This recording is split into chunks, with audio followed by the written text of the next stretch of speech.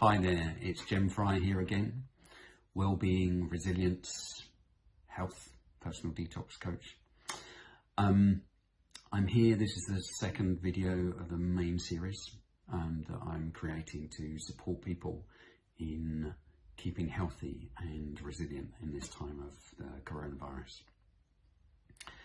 So today's topic, or this video's topic, is about food and understanding good foods and how they can keep your immunity up is essential at this time.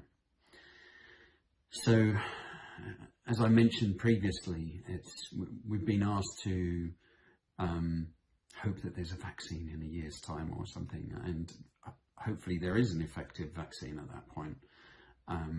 But a lot of people can't wait for that long, and we don't need to. We have incredible immune systems. Our bodies have the capacity to fight viruses, and even though this is a new one, people's bodies are fighting it and overcoming it. And there are things that we can do to make that easier for our bodies, to make our bodies stronger.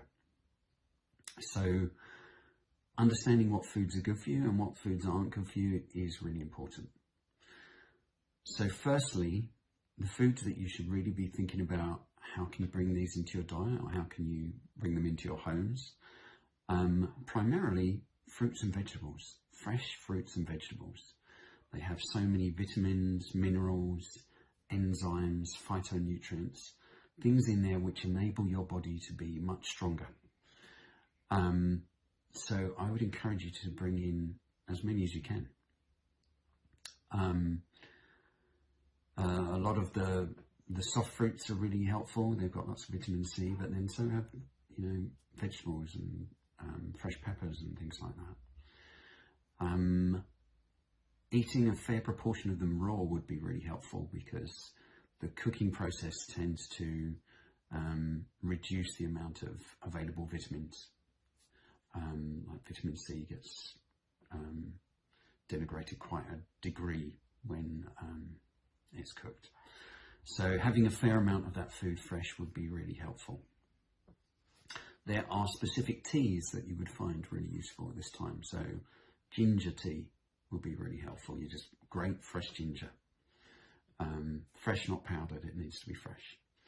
Thyme tea, that's really useful. The herb, we don't normally think of it as a tea, but it's really useful as an antiviral. Lemon balm tea. And thyme and lemon balm you can actually grow, and if we're going to be on lockdown or not able to travel much, and then actually growing your own could be a really good possibility. So if you want to do that, go out and buy some now, like buy some pots. Other things that would be really good: turmeric, that's really good. Fresh turmeric if possible, putting that into foods wherever you can. Whenever you use it, it's good to have black pepper at the same time, because that makes it a lot more effective. Getting into the habit of making a healing broth would be really helpful. So a healing broth, a vegetable one, would be best. So having onions and garlic in it. Onions and garlic are good to have in your diet at this time anyway, because they're antiviral. But also the turmeric, root vegetables. Asparagus is really helpful as a vegetable. The brassicas, broccoli, cauliflower, cabbage, all of those really useful.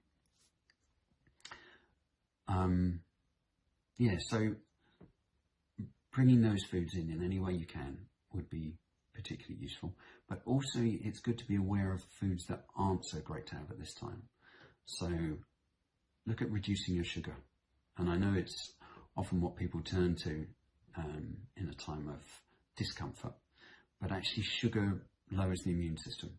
So reducing the amount of sugar. Foods that are stimulants, so actually reducing coffee and tea, if you're going into that place of overconsumption of that, would be helpful, because that also puts a stress on your system. So as much as possible, going for natural and fresh. That that would be my main tip for this.